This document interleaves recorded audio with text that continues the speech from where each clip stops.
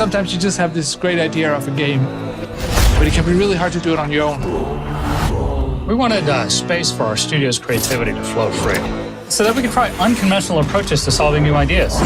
There are times where you've got to break past your own sort of mental blocks, even if that meant building a whole new kind of game engine. We get to do the game we want to do.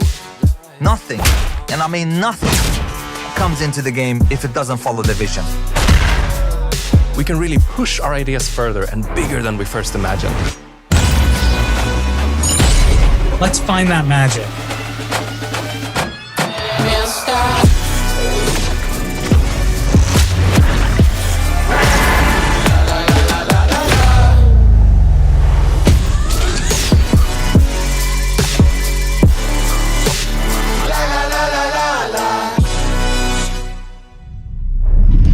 And now for a deeper dive into what these developers are working on, we turn our spotlight on 3 studios.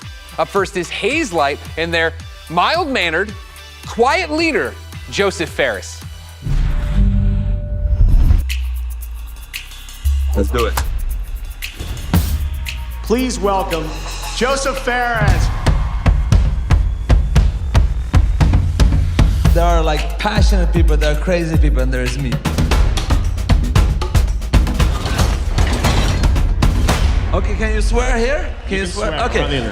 The Oscars, you know? The Oscars! Huge! No apologies there. Yeah, I know I'm cocky. I can't help it, man. I was born in Beirut, 1977. I lived there 10 years. There was civil war, and there was a lot of bad stuff happening there.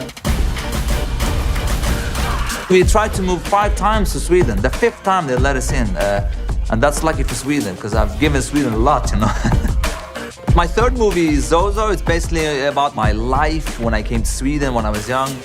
I've done 5 feature movies and now I've done 3 games. And it's way hard to make a game. It's almost like the audience have control of the pacing of the story, while in movies it's being paced for you. In video games, there's so much to be explored from a storytelling perspective because of the interactivity. There are some studios out there that are making games that have good stories, but they pretty much have one mechanic they reuse all the time. The designers and the story writers are kind of doing 2 different games. That's why I founded Hazelight, to keep pushing the boundaries of what is possible in games. That's what game number 3 from Hazelight is all about. And action. The new game, It Takes Two, is a co-op action-adventure platformer that will blow your f***ing mind away.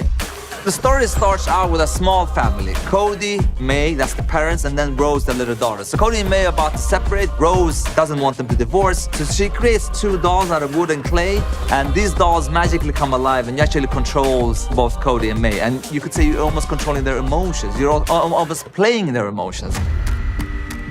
There's even levels where we're actually making a mechanic for their emotions. So again, marrying the story and the mechanics. And I think for the players, that's gonna feel very new, different, and unique. They haven't played anything like this before.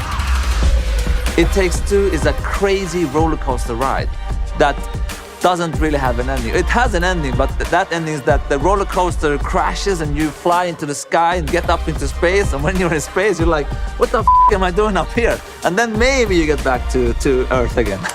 That's the best way to describe It Takes Two, actually.